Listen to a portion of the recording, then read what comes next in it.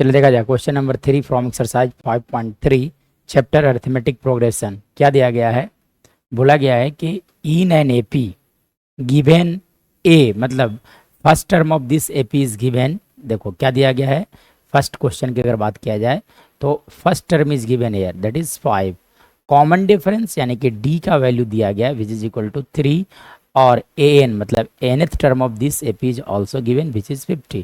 तो पूछा गया है कि what is the value of n and s n. So कैसे फाइंड आउट किया जाएगा, तो सबसे पहले बात nth term of AP a n के लिए एक फॉर्मूला लिखा जाता है that is we write here a plus n minus 1 into D.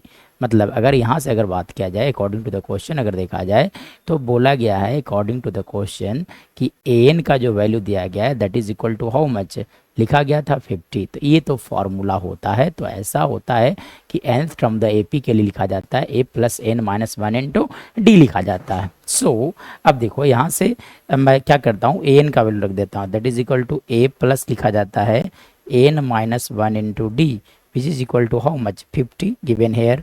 सो अब फर्दर बात किया जाएगा तो देखो ए का जो वैल्यू है, देखा जाए ए का जो वैल्यू दिया गया है वो कितना दिया गया है, वो सारे वैल्यूज़ को यहाँ पर रखा जाए। तो देखो ए का वैल्यू है 5, सो यहाँ पर रख सकते हो आप 5 प्लस लिखा जा सकता है n minus 1 into d. D कितने दिए गए थे 3 इजकल टू आप लिख दो यहाँ से 50, मतलब यहाँ से लिख सकते हो आप n minus 1 into 3 equal to लिख सकते हो 50 minus 5।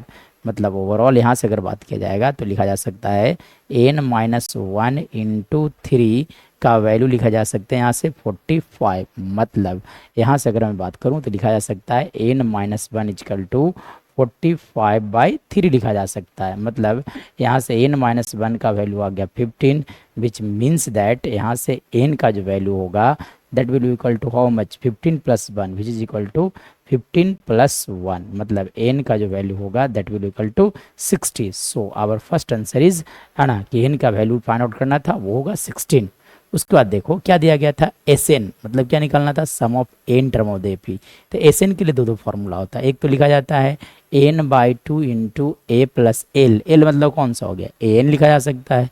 So by using this formula और we can use S n equal to लिखा जाता है एन बाई 2 इंटू लिखा जाता है 2a plus n minus 1 into d, ये भी फार्मूला आप अप्लाई कर सकते हो। सो मैं यहाँ पर ये यूज कर लेता हूँ। तो देखो एन का वैल्यू लिख दोगे आप 16/2 इंटू ए, तो देखो इस एपी का first term that is 5 plus n which is equal to 50।